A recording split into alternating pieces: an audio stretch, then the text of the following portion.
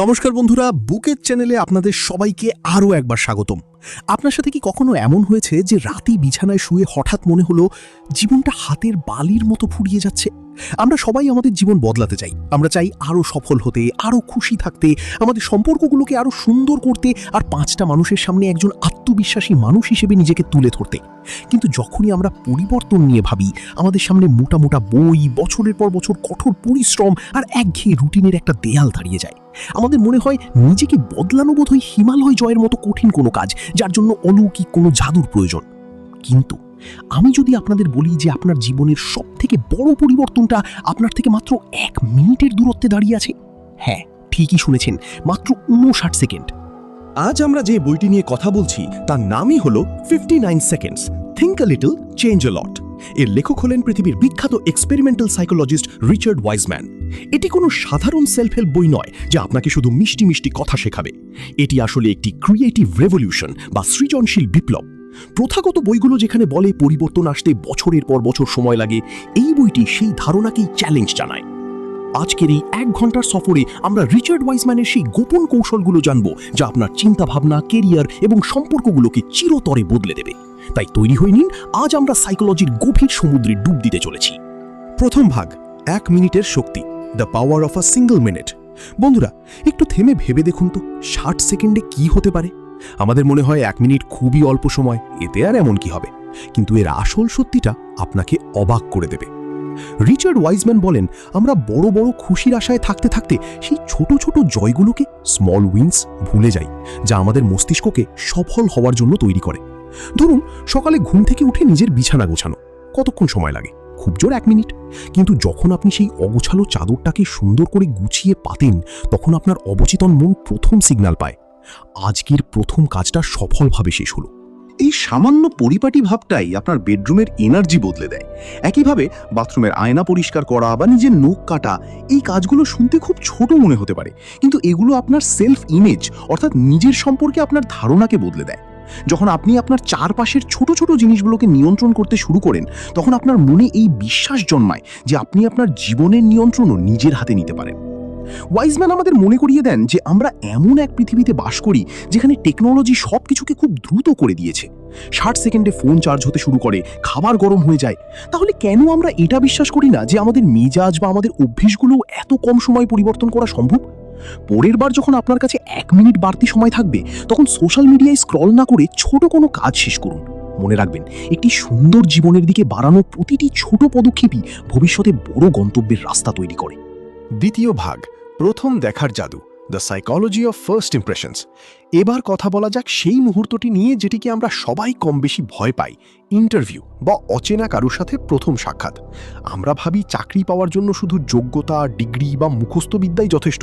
আমরা রাত জেগে পড়াশোনা করি, বায়োডাটা সাজাই। কিন্তু রিচার্ড ওয়াইজম্যান একটি কঠোর সত্য সামনে এনেছেন।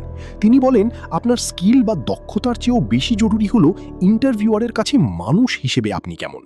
একে বলা হয় পারসেপশন বা ধারণার খেলা। আপনি যদি চান মানুষ আপনাকে পছন্দ করুক, তবে আপনাকে আপনার বডি ল্যাঙ্গুয়েজের উপর কাজ করতে হবে। এখানে একটা খুব গভীর বিষয় আছে, খোলা এবং বন্ধ body language, open and closed body language. কল্পনা করুন, আপনি আপনার কিশোর ছেলের সাথে তার ভিডিও গেমের নেশা নিয়ে কথা বলছেন। যদি সে হাত গুটিয়ে দাঁড়িয়ে থাকে এবং অন্যদিকে তাকিয়ে থাকে, তবে বুঝে নিন সে নিজের চারপাশে একটা দেয়াল তৈরি করে নিয়েছে। একেই বলে ক্লোজড বডি ল্যাঙ্গুয়েজ। এই অবস্থায় কোনো উপদেশই কাজ করবে না। আবার অন্যদিকে আপনি যখন কোনো পুরনো বন্ধুর সাথে দেখা করেন এবং সে 2 হাত বাড়িয়ে হাসি মুখে আপনাকে স্বাগত জানায়, আপনি তৎক্ষণাৎ স্বস্তি অনুভব করেন। এই জাদুটি আপনাকে ইন্টারভিউ বা মিটিংয়ে কাজে লাগাতে হবে। সিক্রেট হ্যাক, কথা বলার সময় আই কন্ট্যাক্ট বা চোখের দিকে তাকিয়ে কথা বলা। তবে মনে রাখবেন, এক নজরে তাকিয়ে থাকা বা ঘাবড়ে দেওয়া যাবে না। ওয়াইজম্যান বলেন, সঠিক মাত্রায় চোখের যোগাযোগ এটা প্রমাণ করে যে আপনি সামনের মানুষের কথা মন দিয়ে শুনছেন এবং আপনি একজন নির্ভরযোগ্য মানুষ। 2007 সালের একটি গবেষণা বলছে, যারা কথা বলার সময় চোখের যোগাযোগ বজায় রাখেন, অন্যদের তুলনায় তাদের বেশি বুদ্ধিমান বলে মনে করা হয়। আর হ্যাঁ, আপনি যদি চশমা পরেন, তবে সেটা আপনার জন্য প্লাস পয়েন্ট। মানুষ আপনাকে প্রাকৃতিকভাবেই একটু বেশি বিচক্ষণ মনে করবে। তৃতীয় ভাগ, লিডারশিপ এবং নিজের দুর্বলতাকে স্বীকার করা, ভালনারেবিলিটি। এখানে একটি বড় ভুল ধারণা ভেঙে যায়। আমাদের শেখানো হয় যে একজন লিডারকে সবসময় কঠোর এবং পারফেক্ট হতে হবে। কিন্তু ওয়াইজম্যান বলেন এটি সবথেকে বড় ভুল। মানুষ যন্ত্রকে ভালোবাসে না, মানুষ মানুষের সাথেই যুক্ত হতে চায়। আর মানুষ হওয়ার মানেই হলো আমাদের মধ্যে কিছু খামতি বা কমতি থাকা। ওয়াইজম্যান একটি দারুণ শব্দ ব্যবহার করেছেন, ভালনারেবিলিটি, অর্থাৎ নিজের দুর্বলতাকে স্বীকার করার সাহস। আপনি যদি একজন লিডার হন বা হতে চান, তবে এটা ভাববেন না যে আপনাকে সব জানতা হতে হবে। যদি আপনি কোথাও নার্ভাস বোধ করেন বা আপনার কোনো ভুল হয়, তবে সেটা স্বীকার করে নেওয়া আপনাকে ছোট করে না, বরং আপনাকে আসল অর্থাৎ অথেন্টিক হিসেবে তুলে ধরে। আপনি যখন নিজের ভুল স্বীকার করেন, তখন আপনার দলের মানুষ আপনার উপর বেশি ভরসা করে। তাদের মনে হয় আপনিও তাদের মতোই একজন রক্ত মাংসের মানুষ। ক্ষমতায় থাকা মানুষরা প্রায়ই সমালোচনা বা ফিডব্যাক নিতে ভয় পান, কিন্তু সত্যিটা হলো পৃথিবীর কোনো মানুষই এত বড় হয়ে যায়নি যে তার উপদেশের প্রয়োজন নেই।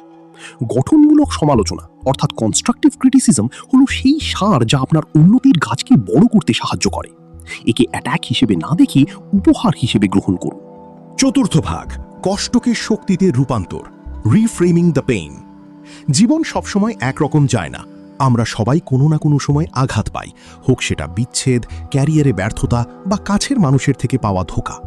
আমাদের মস্তিষ্ক এমনভাবে তৈরি যে এটি আনন্দের মুহূর্তগুলো তাড়াতাড়ি ভুলে যায়, কিন্তু কষ্টের স্মৃতি বছরের পর বছর ধরে রাখে। আর এই কারণেই অনেকে জীবন নিয়ে হতাশ হয়ে পড়েন। এখানে ওয়াইজম্যান একটি চমৎকার 1 মিনিটের প্র্যাকটিস শিখিয়েছেন। যখনই কোনো পুরনো খারাপ স্মৃতি আপনাকে কষ্ট দেয়, তখন নিজেকে 3টি প্রশ্ন করুন। 1, এই তিক্ত অভিজ্ঞতা আমাকে আগের থেকে ভালো মানুষ হিসাবে কিভাবে গড়ে তুলল? 2, এই আঘাত থেকে আমি এমন কি শিখলাম যা আমি আগে জানতাম না?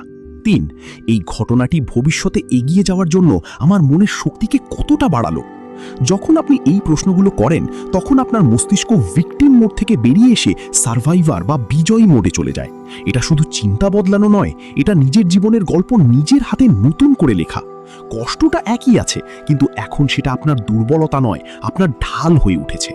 তো বন্ধুরা, 59 সেকেন্ডস বইটির মূল শিক্ষা কি?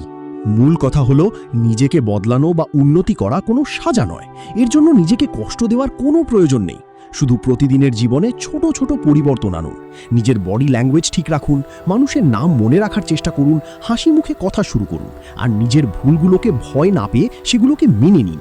জীবনকে সুন্দর করা পাহাড় জামানোর মতো কঠিন কিছু নয়, যদি আপনি জানেন সঠিক পদক্ষেপটি কোথায় ফেলতে হবে। রিচার্ড ওয়াইজম্যানের এই গবেষণা আমাদের আশা দেয় যে আমরা যে অবস্থাতেই থাকি না কেন, মাত্র 1 মিনিটের একটি সঠিক সিদ্ধান্ত আমাদের ভাগ্য বদলে দিতে পারে। আশা করি আজকের এই আলোচনা আপনাদের মনে দাগ কেটেছে। আপনিও যদি বিশ্বাস করেন যে পরিবর্তন সম্ভব, তবে কমেন্টে আই অ্যাম রেডি অবশ্যই লিখবেন। বুকেজ পরিবারের অংশ হওয়ার জন্য আপনাদের অসংখ্য ধন্যবাদ। আমাদের এই পরিশ্রম যদি আপনাদের ভালো লেগে থাকে, তবে চ্যানেলটি সাবস্ক্রাইব করুন এবং সেই সব বন্ধুদের সাথে শেয়ার করুন যারা জীবনে একটু অনুপ্রেরণা খুঁজছে। মনে রাখবেন, আপনার জীবনের গল্পের কলম আপনার নিজের হাতে, সেটাকে সুন্দর করে লিখুন। দেখা হবে পরের ভিডিওতে নতুন কোনো বই আর নতুন কোনো চিন্তার সাথে। ততক্ষণ পর্যন্ত শিখতে থাকুন, এগিয়ে চলুন। বিদায়।